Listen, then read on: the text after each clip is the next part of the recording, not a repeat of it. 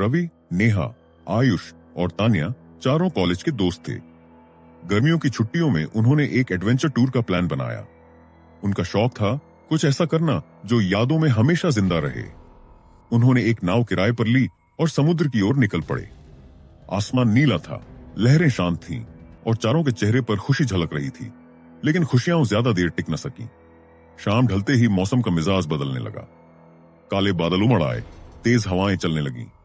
नाव का चालक बार बार चेतावनी दे रहा था, सब लोग बैठ जाओ, ये समंदर आसान नहीं है। लेकिन कुछ ही मिनटों में लहरें इतनी ऊंची उठीं कि नाव डगमगाने लगी। बिजली की चमक और बादलों की गड़गड़ाहट ने माहौल को भयावह बना दिया। अचानक एक विशाल लहर आई और नाव का पिछला हिस्सा टूट गया। लोग चीखने लगे, पानी में गिर पड़े। रवि ने नेहा का हाथ कसकर पकड़ लिया। आयुष और तान्या भी पानी में संघर्ष करने लगे। अंधेरा, बारिश और गर्जना सब मिलकर जैसे मौत का दृश्य बना रहे थे। सुबह जब सूरज की हल्की किरणें फैलीं, तो वे चारों एक सुनसान टापू के किनारे पड़े थे। बदन पर खरोंचें थीं, कपड़े फटे थे और मन में सवाल, क्या बाकी लोग भी बचे होंगे या वे चारों ही जिंदा बचे? टापू शांत था, लेकिन उस शांति में एक अजीब डर छिपा था। चारों ने सोचा कि पहले पानी और खाना ढूंढना जरूरी है। नारियल के पेड़ दिखे, लेकिन चढ़ना आसान नहीं था। आयुष ने कोशिश की तो हाथ छिल गए, मगर किसी तरह कुछ नारियल गिरा पाया। सबने भूख प्यास मिटाई, लेकिन सवाल अब भी वही था, वे यहां कब तक जिंदा रह पाएंगे? पहली रात सबसे कठिन थी। हवा की आवाज, पेड़ों की सरसराहट और दूर से आती किसी जानवर जैसी चीख। तान्या सहम कर बोली, ये कैसी आवाज थी? नेहा ने कहा, शायद कोई जंगली जानवर, लेकिन दिल मान नहीं रहा था। रात के बीच झाड़ियों से सरसराहट हुई। रवि ने हिम्मत कर उधर देखा, लेकिन वहां कुछ न था।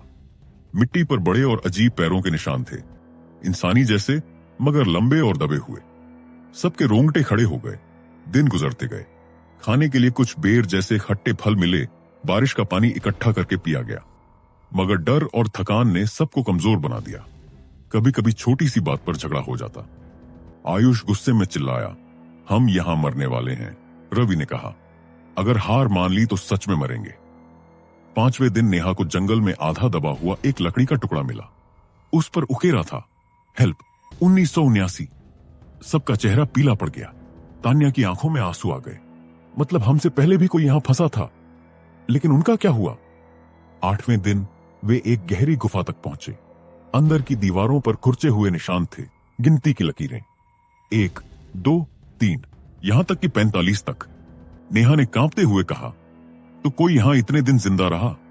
फिर रात को अक्सर वे सबको झाड़ियों के बीच चमकती आंखें दिखती, कभी 2, कभी 4, जैसे कोई उन्हें घूर रहा हो, लेकिन पास जाने पर कुछ न मिलता। डर अब उनकी हड्डियों में उतर चुका था। 20वें दिन उन्होंने समुद्र किनारे बड़े अक्षरों में हेल्प लिखा। आसमान में एक हवाई जहाज गुजरा। चारों ने चिल्लाकर कपड़े हिलाए, आग जलाई। कुछ पल लगा कि जहाज रुक जाएगा, लेकिन वह आगे निकल गया। नेहा वहीं रेत पर बैठकर रोने लगी। दिन बीतते गए।